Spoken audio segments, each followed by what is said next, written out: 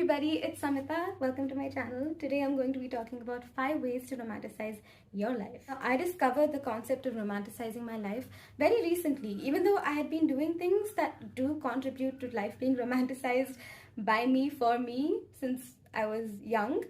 I realized it and was more aware of it and mindful about it only during my recent past and like my present. So it has contributed significantly to how I shape what life feels like for me, and I don't rely on other people or circumstances to tell me that my life is beautiful. It made me feel like my day-to-day can have so much fulfillment and so much joy and so much love that no matter what I'm going through, I can always choose to romanticize my life for myself. And that's powerful and that's amazing, because you can retain life's beauty and live your life to your fullest and live your best life essentially by romanticizing your life. So here are 5 ways by which you can do that for yourself and not have to rely on external validation or romance from a partner or life situations being so great at work or anything. Just all the feelings that we chase in the external world, feelings of accomplishment, feelings of being loved, feelings of being taken care of, all of these are things that we can do for ourselves. And I know that sounds like I don't want to do that for myself. I want to get that from other people. But realize that when you know how to do that for yourself, you become a magnet to those experiences being recreated in your life from external sources as well. And you're so filled to the brim with everything that you want that you only have more to give. And the more you give, the more you get. So this is a win-win. I'm not saying let go of all of your, desires and expectations from the external world and from people around you and from society or whatever it is.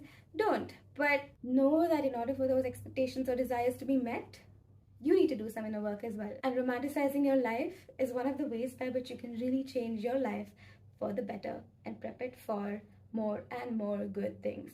Let's get into it. Number 1. Allow the present moment to engulf you. Now, there's so many opportunities and possibilities and so much limitlessness in the present moment. What you could feel right now, independent from the unfortunate incidents of the past or the pains from the past or the worries for the future or fears for the future, independent of these things, independent of the past and future, the present moment right now really most of the time has nothing for you to be worried about. Here's a scenario. It's 8 a.m. in the morning, you have had a successful morning routine and you are making coffee for yourself. And in this moment that you're making coffee, it's just you and the process of making coffee, and all of the thoughts that you can have are so private to you. And it's just you and this moment. And you can think about whatever you feel like thinking about. Allowing yourself to have that present moment is such a powerful thing. It allows us to be in touch with everything that's possible right now and every emotion we're capable of feeling right now. We get to choose what we get to feel right now. We get to choose the thoughts that we get to indulge in right now. And we get to be fully present in allowing this moment to happen to us and choose not to carry burdens from the past or worries for the future. We can be here, now, engulfed in the action of making coffee. And that is so beautiful. Think about it. When you're spending quality time with somebody, don't you want them to be present and want them to listen to you and actively be engaged in the moment with you? If they're on their phone or if they're thinking about something else, doesn't it feel like, you're not spending quality time with them? That's the same thing with ourselves. When we're too preoccupied with things that are away from the now, we are not allowing ourselves to be present. And presence is so beautiful and romantic, and that's what romance is about. Being present for somebody, giving somebody quality time, giving someone your full attention. And yourself deserves that attention from yourself. So create more opportunities and try to cultivate mindfulness and awareness for the present moment, and try to be present for yourself and try to allow whatever you're doing in the present to be the only thing that's on your system, on your mind. Yes, thoughts will come. You may think about what to do for the day. That's fine. But make sure that predominantly it's just about, okay, wow, I'm making coffee. This is going to be great. I'm going to sit out on the patio and drink it and read my book probably. Which brings me to my third point. Get excited about the little things. So important. A lot of the times, the things that we've been doing from our childhood, like probably taking a walk or sitting out and reading or just listening to some music, whatever it is that makes us feel good, get excited about it. It becomes a big deal. It becomes something celebratory. It becomes something that you can feel good about. Like, oh my god, this is so great. I know we've watched movies 100 times. We've gone to the theater 100 times. We've gone to the mall. We've gone to hills, to nature, on trips. We've done so many things to be excited about. There's a sense of, I've been there, done that. Try to break out of that feeling and try to have wonder and excitement for what is to come. Allow yourself to be excited about the little things because they matter, they count, and that will add so much beauty. That will enhance the way we look at our lives and look at the mundane things, which we'll come to realize that they're not that mundane. They are the very little things that make our lives beautiful. Number 4, self-care. Self-care can look different for different people, but it essentially means taking care of yourself. And this can mean taking care of your mind, taking care of your body, taking care of your health, having a morning routine that includes a workout or a healthy breakfast, having a night routine that includes skincare and essential oils and aromatherapy. Find what makes you feel good.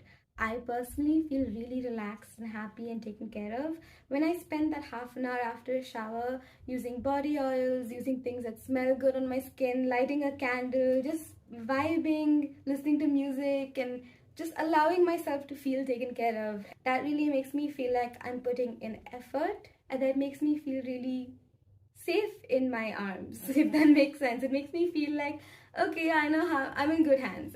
Me is in good hands with me, if that makes sense. Self-care is so important. Self-care can exist intertwined with our day-to-day routines, with our work schedules. Self-care can be a part of our morning routines, afternoon routines, when we're sipping tea and reading a book, or our night routines. Whatever self-care looks like for you, make sure that you know that you are putting in the time and effort to do little things that make you feel taken care of by yourself. This is such a beautiful, beautiful way to really decorate your life with love you have for yourself, which is important. Adding spirituality to your life, things like meditation, expanding your mind, spending time with nature, all of this can be a part of your self-care routine. All of these are things that enhance our sense of self and state of mind and presence of being, generally contribute to how nourished we feel in mind, body, and spirit. So the 5th and final point, create opportunities to feel accomplished. Now, you don't have to wait for the next promotion or the next time someone gives you a compliment on your work.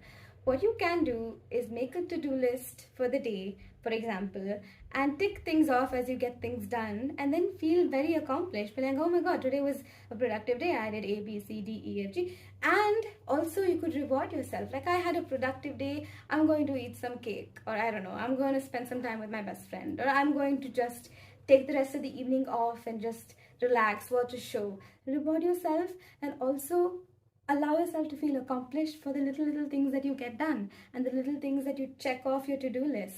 Feeling accomplished really puts us in a place of building self-confidence and building faith in ourselves and allowing us to feel like we're capable of anything and capable of doing things that we want to do. It makes us feel good, and we should be allowed to let ourselves feel accomplished and create opportunities to feel that way. It can be so simple. It doesn't need to be the biggest thing in the world. You do not need to set the bar so high, because the little things will count, and eventually you will realize that you've reached a place where is way higher than any bar you could set for yourself anyway. So every little action, every little thing adds up and counts. So it does not need to be some grandiose gesture. It can be so simple. Like, today I have to clean my room. I have to spend half an hour getting my room tidy. And once you do that, bingo. You deserve feeling accomplished for that, because you did that. You got your room clean. You put in the effort to make your room look great. That is amazing. Now, in case somebody comes home tomorrow, your room looks great. And even if nobody's going to come home for the rest of the week, you are in a very clean space for yourself, and you are in a place where your mind feels calm and settled because there's no clutter. So that's an accomplishment. Take a bow. You did great. So that was it for today's video. I could feel myself doing a lot of hand gestures. Let me know what romanticizing your life looks for you in the comments below. And if you like this video, give it a thumbs up and hit subscribe and the bell icon. And I will see you guys next week. Bye!